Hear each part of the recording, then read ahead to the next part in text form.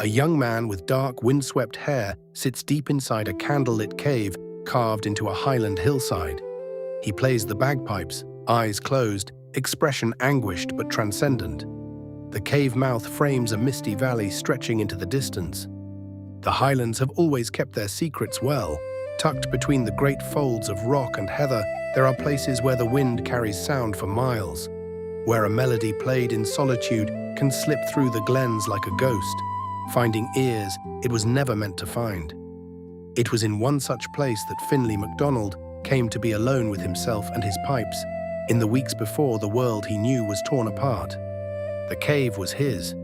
He had discovered it as a boy of 12, scrambling over the hillside on a dare from his cousin, and he had told no one. Not his mother, not his clansmen, not even his closest friend Ruari, who knew most of his secrets and kept them poorly. The cave was his alone, a narrow mouth that opened into a wide, dry chamber with a natural shelf of stone along one wall, as if the earth itself had made him a seat. From the mouth of the cave, the valley below stretched out like a painting. Silver thread of a burn winding through the grass, the dark shapes of pine trees huddled on the far hillside, and beyond them, if the mist allowed, the grey smudge of Campbell land.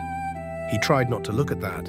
Finlay was 23 years old and had been playing the pipes since he could hold them. His father had placed them in his hands at the age of 7 and told him that a man who could move hearts with music was worth 10 men with swords. His father had believed this. It was one of the kinder things his father had believed. He had also believed that the Campbells were vermin to be swept from the highlands, that mercy was a weakness dressed as a virtue, and that Finlay's inclination toward peace made him at best a disappointment. His father had died at Loch Lomond 3 years past, and Finlay still was not certain what he felt about that. What he felt clearly and deeply was this, that the war his clan was marching toward was a thing of sorrow.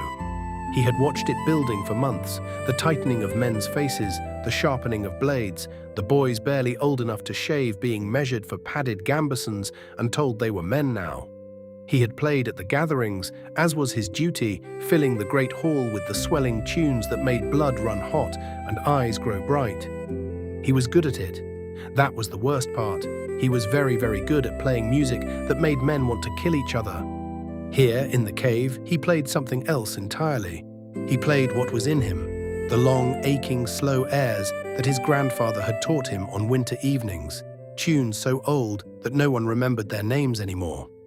He played a lament for a man he'd watched die of a fever in the summer, a Campbell man captured and brought to the clan, who had taken 3 days to go and had spoken at the end about his daughter in a voice so full of love it had broken something open in Finlay's chest. He played the sounds of the valley below him, the wind in the pines, the far cry of an eagle, the silence that gathered between things. He did not know that anyone was listening. The dance in the distance. Isla Campbell dances alone in a forest clearing bathed in silver morning light. Her dark hair is loose, her dress deep green. Her arms are raised, expression radiant and free. In the background, the trees thin to reveal a distant hillside, the source of the haunting music she hears. The scene is ethereal, dreamlike. Isla Campbell had been told, with some regularity, that she was a great deal of trouble for a woman of her station. She was not argumentative, not openly. She did not shout or refuse direct orders or make scenes in the hall.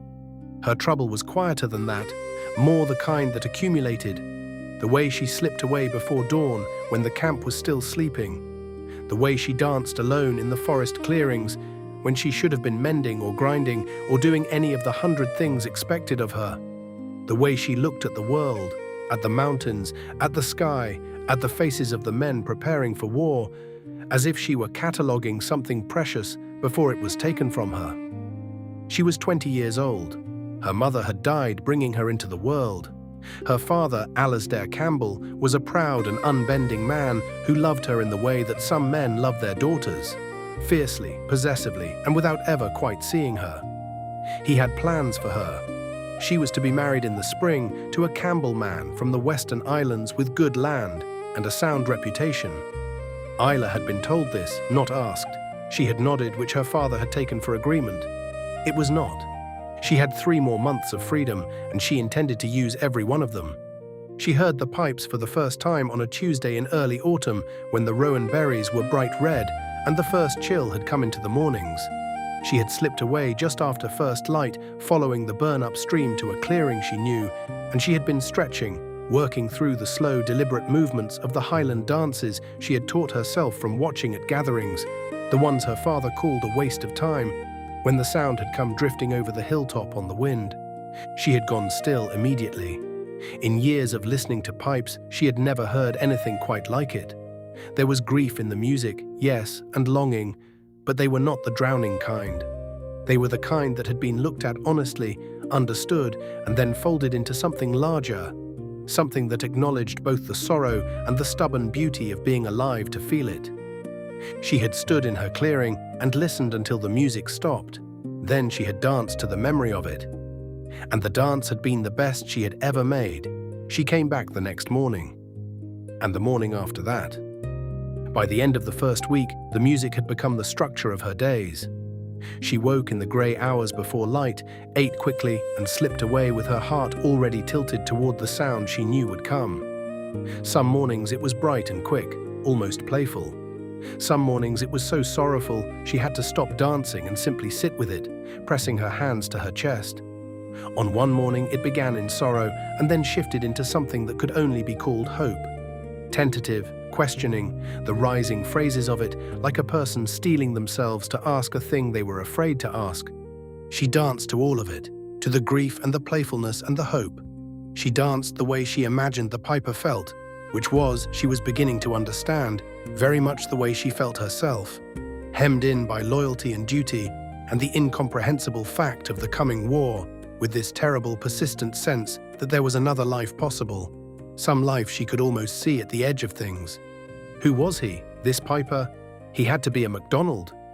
The music came from the wrong side of the valley for a Campbell to make it. She knew she should be horrified by this. She found that she was not. Meeting in the cave. Finlay and Isla face each other at the entrance of the cave. Both are frozen in surprise. Finlay mid-song, pipes lowered. Isla caught in the act of stepping through the narrow entrance, hair wild from the wind. The light from the cave entrance illuminates their faces. They look at each other with an expression that is equally startled and strangely, impossibly like recognition. It was Isla who found him. She had not planned to. She had only followed the music further than usual one morning, up the hillside, through the gorse, scrambling on hands and knees over a shelf of wet rock. Because the tune that morning was unlike anything she had heard him play before, and she was not able to stay away from it. The cave mouth was narrow enough that she nearly missed it. But then the music grew sharper, and she pushed through the gap in the rock and stepped into the chamber, and there he was. He stopped playing. For a long moment, neither of them moved. She was aware of herself acutely, her muddy hands, her loose hair, the heather caught in her sleeve, and also of him. Young, dark-eyed, sitting on the stone shelf with the pipes across his knees, watching her with an expression she could not immediately name. Wary, astonished, and underneath those things, something else that she could not name either, but that made her feel less afraid. "You're a Campbell," he said. It was not quite an accusation. "And you're a MacDonald," she replied, "so we're even." He stared at her. She thought she saw the corner of his mouth move. Not quite a smile, but the shadow of one. "How long have you been listening?" he asked. "Weeks," she said, "since the first autumn frost." He looked down at the pipes in his hands. A muscle worked in his jaw. She could see him deciding something. "Then you know things about me," he said quietly, "that no one in my clan knows." "I know you're tired of the war," she said.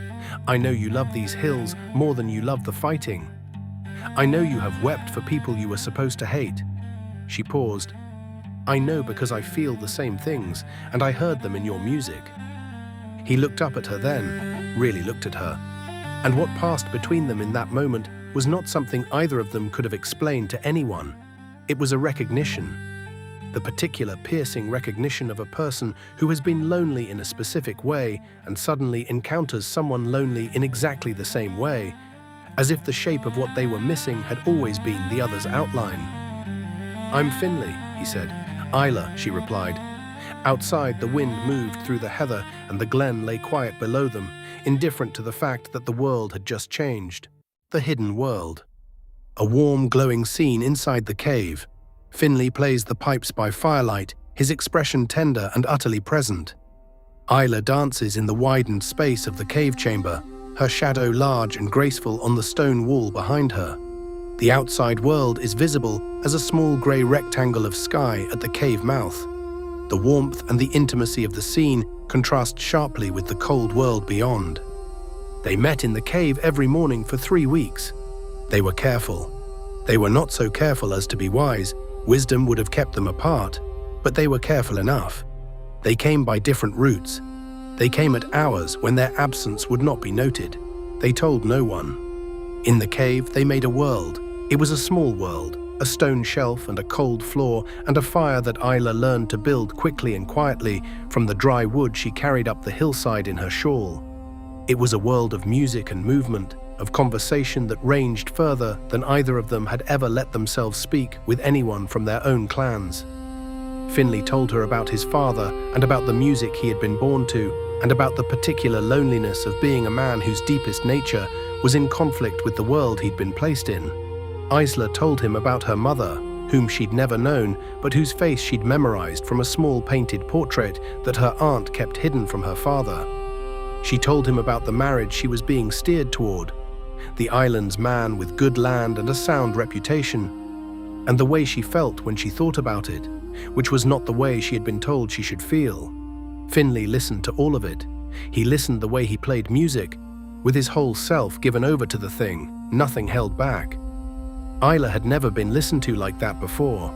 It was a more intimate act, she thought, than anything she had been warned about. She danced for him. She had been dancing alone for years, and she had always thought of it as a private language, a thing that only she could speak and only she needed to understand.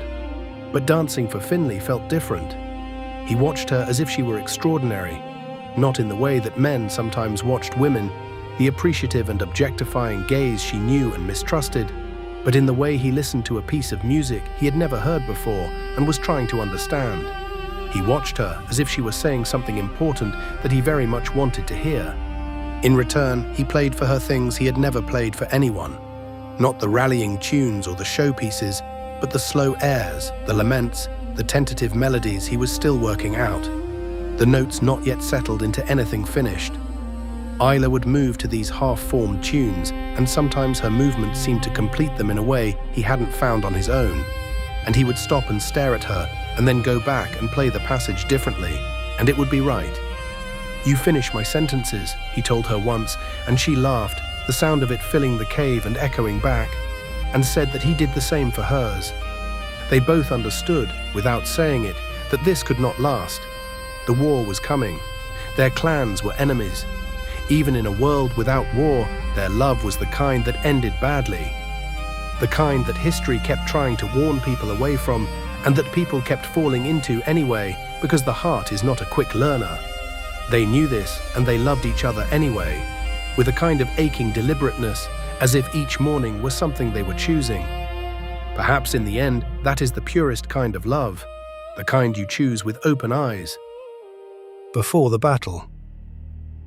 Finlay and Isla sit close together at the cave entrance, looking out over the valley at night. Below, in the far distance, the orange pinpricks of campfires. MacDonald and Campbell camps preparing for war. Finlay's hand rests over Isla's. Their profiles are lit by the soft glow of their own fire behind them. The scene is heavy with the knowledge of what morning will bring. The drums found their way into everything. Finlay could hear them from the cave now. The rhythm of the war drums from the MacDonald camp carrying up the hillside on the morning air, threading themselves into his music whether he wanted them there or not. He would be playing something quiet, and then the drums would come, and the tune would bend towards something harder and darker, and he would force it back, and it would drift again, helpless. The battle was to be at Inverlochy, 3 days hence. He had been told this that morning by the clan captain, who had clapped him on the shoulder and said he would set the men's hearts on fire with the pipes, as his father had done before him. Finlay had smiled and said he would do his duty. He was very practiced at smiling and saying he would do his duty. He went to the cave that evening rather than the morning, arriving before the light failed to wait for Isla. He watched the valley below him change color as the sun descended, gold to amber to the deep bruised purple of the gloaming, and he thought about what it meant to be loyal to something you hadn't chosen. He had not chosen his clan. He had not chosen his name or his blood or the 400 years of hatred that his blood apparently carried. He had not chosen the war or the man who had fathered him or the pipes that had been placed in his hands at 7 and that he now could not imagine putting down. He had chosen Isla. That was the one thing that was his. She came at dusk, later than usual, slipping through the cave mouth with her hair loose and her eyes too bright. She had been crying, he thought, though she would not say so. She sat down beside him at the cave entrance and looked out at the valley, and for a long time they did not speak. 3 days, she said finally. 3 days, he agreed. She turned to look at him. Her face in the last light was the most beautiful thing he had ever seen, not because of any particular arrangement of feature, but because of what was in it. Grief and love and the kind of courage that is not the absence of fear, but the willingness to feel it fully and stay anyway. "I need to tell you something," she said, "but not tonight. Tonight I want—" She stopped, swallowed. "Tonight I want to be here with you and not think about what comes next." He took her hand. Outside, the first stars appeared over the highland peaks, cold and unchanged, indifferent to the small human drama unfolding beneath them. He thought of all the pairs of people who had looked up at those same stars in the centuries before him, holding hands in the dark, knowing the morning would come. "Then we won't think about it," he said. "Tonight is just tonight." The Last Lament. A breathtaking double-scene image. On the left half, Finlay stands at the cave mouth in the pre-dawn darkness, playing his pipes, face turned upward, the music pouring out of him like something bleeding. On the right half, Isla dances, her final dance, the movements sweeping and sorrowful, her hands reaching upward as if trying to hold something that is already leaving. The two halves are separated by a thin crack of darkness, as if the image itself is being torn apart. He played her the lament the night before the battle. He had been composing it for weeks without knowing it, building it from the fragments of every feeling he had carried up the hillside and into the cave, from the grief and the longing and the fierce, fragile joy of the weeks they had made together. It had no name. It did not need one. He played it the way you say something you will only get to say once. Isla danced. He had never seen her dance like this. There was no joy in it, or rather, there was joy of a kind, but it was the desperate and luminous joy of a person who understands what they are losing and chooses to love it anyway, with their whole body and their whole spirit, because what else is there to do? Her movements were vast and aching, the highland forms she had taught herself transformed by grief into something ancient. She moved as if she were the hills themselves, as if she were the heather and the loch and the mist that gathered in the mornings, as if she were all the beautiful and unforgiving things that would outlast both of them. He played until his breath gave out. She danced until the music stopped.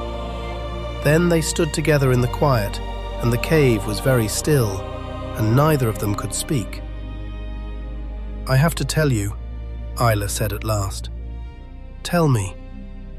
She placed his hand, very gently, flat against her abdomen. She watched his face. He understood. For a long moment he could not speak. When he did, his voice was very low and very careful, as if the wrong word might shatter something. "Isla, I know," she said. "I know what it means. I know what I'm carrying it into." Her voice was steady. He understood that her steadiness was a kind of courage so large it had stopped looking like courage and started looking like calm. "Come with me," he said. He had not planned to say it. He said it anyway. She looked at him with an expression that broke his heart with its tenderness. "You know I cannot." "I know." "And you know you cannot come with me." "I know." "Then we know," she said softly. "We know everything we need to know." He pulled her close and held her with the kind of desperation that is also a kind of tenderness. And outside the cave, the highland night breathed quietly around them, and somewhere in the valley below, a bird called once and fell silent. When she left, just before the light began to change, she did not look back. He watched her go until the mist took her, and then he sat down on the cold stone floor of the cave and put his face in his hands and allowed himself, for the first and last time, to fall completely apart. Then he gathered himself. He picked up his pipes. He went to war. The battle. A panoramic battle scene rendered in dark, expressionistic strokes. The chaos and brutality of medieval combat, but viewed as if through mist, slightly abstracted. Finlay stands at the edge of the fray, playing his pipes, his back to the worst of the fighting, face pale and determined. In a separate inset, Isla watches from a distant hillside, hand pressed to her heart, the battlefield visible below her as a dark, churning mass. The Battle of Inverlochy was decided before noon. Donald Balloch led the MacDonalds down from the hills in the early morning fog, moving with a speed and purpose that caught the Campbell forces entirely unprepared. There was a moment, Finlay saw it from his position at the rear where the Pipers stood, where the Campbell formation wavered and then broke, and then it was not a battle anymore, but the end of one. Finlay played. His fingers knew the tunes without his mind's participation. The rallying cry, the charge, the fierce driving rhythm that made men move faster than they thought they could. He played, and he hated himself for how well he played it. He thought of Isla on the hillside. He played. From across the valley, Isla watched the shape of the battle unfold in the grey morning air. She could not make out individual men. She could not tell where Finlay stood or whether he was standing. She could hear the pipes, distant, thin, carried on the wind, and she thought, he is alive enough to play. And she told herself this was enough to hold on to, and she held on to it with everything she had. The Campbells fell back. Their commander was taken. The MacDonalds drove forward with the pipes screaming behind them, and the morning light breaking cold and clear over the hills, and it was done. Finlay did not celebrate. He walked among the fallen, MacDonald and Campbell alike, and said the only thing he could think of to say to the dead, which was nothing. He stood in the ruined morning, and he was alive, and he did not know if Isla was, and he could not find out. He would never be able to find out. This, he thought, was the true shape of war. Not the clash of steel or the cries of commanders, but this, the long afterwards, in which you went on living and did not know what had become of the people you loved, who were on the wrong side of the line. The aftermath. Finlay alone in his cave, playing. The cave that was once warm with firelight and Isla's presence is now cold and grey, the stone bare. His expression is of a man enduring. Isla in a Campbell longhouse, sitting quietly, one hand resting on her swelling abdomen, staring at nothing. Through the small window behind her, the same highland hills can be seen, the same hills that separate them. The clan called Finlay a hero. He let them. He ate the food they put before him and drank the ale they pressed on him, and listened to the stories of the victory being built and embellished in the telling. And he smiled when smiling was required, and said the words that were expected of him. He was very good at performing the version of himself that his clan needed. He had been doing it his whole life. At night, he went to the cave. He could not stay away from it. He knew it was dangerous, knew that grief has a way of taking up residence in a place and making you smaller every time you return. But the cave was the only place where he had been himself, completely, without apology, and he was not ready to surrender that. He lit his fire in the same spot where Isla had built hers. He played, as he had always played, into the empty air of the valley. The music that came out of him now was darker than anything he'd made before. It was not the beautiful sorrow of the earlier laments, that searching, hopeful grief. It was something older and less resolved. He played it anyway. He let it be what it was. Across the highlands, in a Campbell settlement 3 glens over, Isla moved through her days with the quiet composure of a person carrying something too large to set down. Her clan's people were in the rawness of defeat, mourning their dead, rebuilding their pride, already beginning the long, slow work of remembering Inverlochy as something other than what it had been. She mourned with them and helped where she could and kept her secret. Her body was telling the secret for her, slowly. She let her shawls fall differently, rearranged the way she moved, and told her father, when the moment came, that she had been foolish with a Campbell man who was now among the dead of the battle. Her father had looked at her with an expression she had never seen in his face before, something between grief and a strange, reluctant gentleness, and he had said that they would manage, and pulled her close, and for perhaps the first time in her life, she had let him hold her and had cried. He did not ask for the man's name. She was grateful. She was building a life inside herself. She understood this in a very practical way. The quickening, the changes in her body, the particular exhaustion of making a person from nothing. But she also understood it in the way she understood music, that what was growing in her was made of both of them, was in some sense the continuation of something that the war had tried and failed to end entirely. She spoke to it in the evenings, in a low voice, telling it about the cave and the music and the man who had played with his whole heart and listened as if she were extraordinary. She told it everything so that it would know. Finlay's Last Lament. Finlay stands at the cave mouth at golden hour, his pipes raised, playing into the vast highland sky. His figure is small against the immensity of the landscape, mountains, sky, the valley below stretching into mist. But the music he plays seems to expand to fill all of it. The light is warm and tender, as if the world itself is listening. There came a morning, several months after the battle, when the first snow had dusted the mountain peaks and the rowan berries had long since fallen, when Finlay climbed the hillside to the cave for what he knew would be the last time. He was leaving. He had been offered a place with a harper's household in the north, a chance to play the music he was made for, free from the machinery of war, free from the rallying tunes and the expectation that his art existed in service of other men's violence. He was going to take it. He was not entirely happy about this decision, but he thought it was the right one. And in his experience, right decisions and happy decisions were rarely the same thing. He built the fire in the cave one last time. He sat on the stone shelf and looked at the valley below, the silver burn, the pine trees, the distant hillside where the Campbell land began. He thought about all the mornings he had played here without knowing anyone was listening.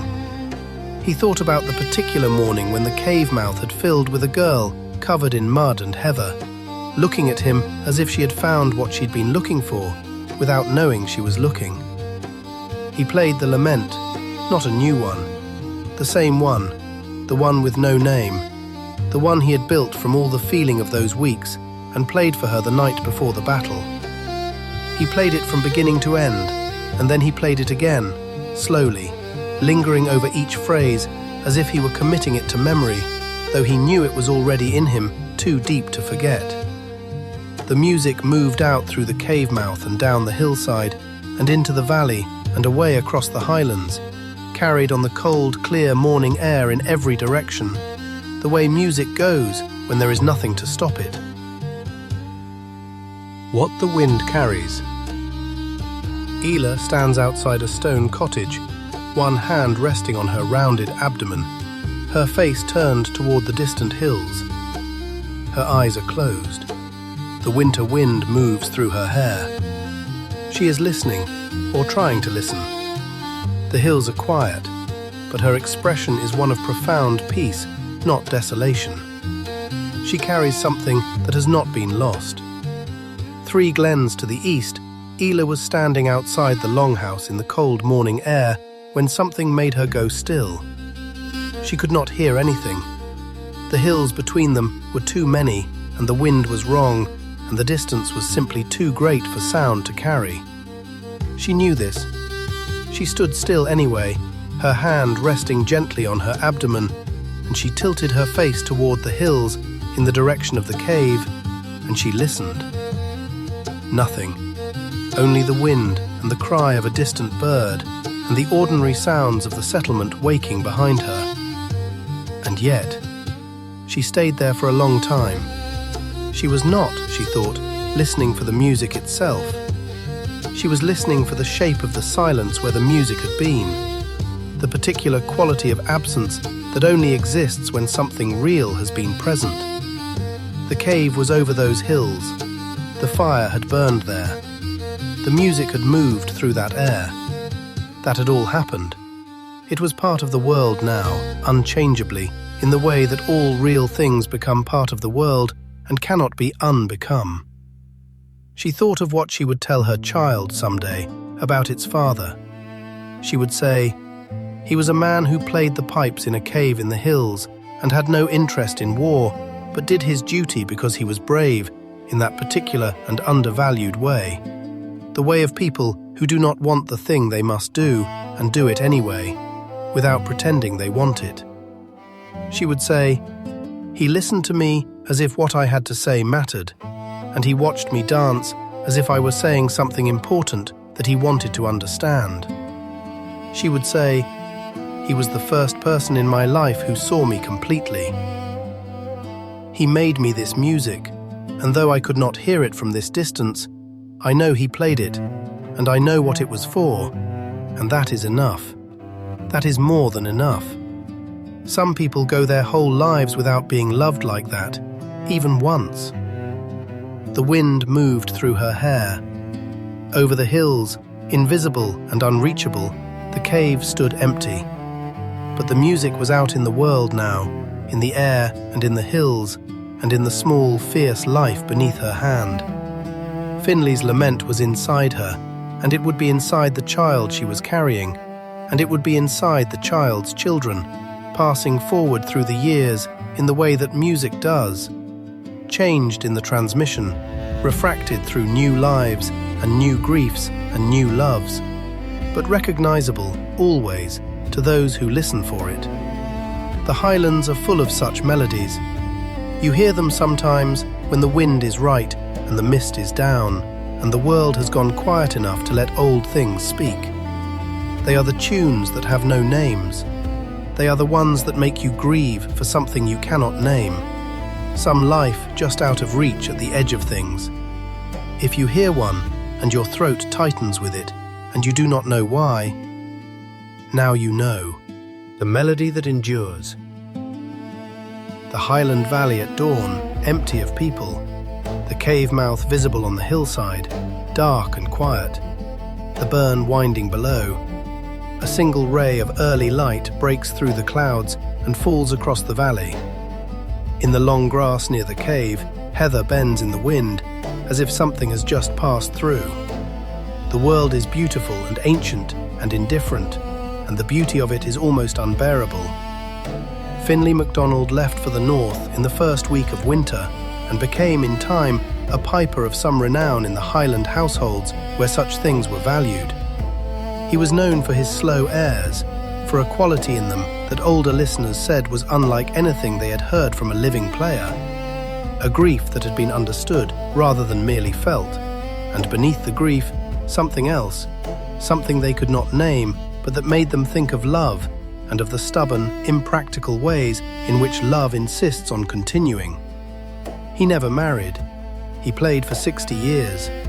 When he died, he was in his 83rd year, and at the last he asked for his pipes, and those who were with him said that what he played in that final hour was something no one had heard before, though it seemed somehow familiar, as if it were a fragment of an older, longer melody being completed at last.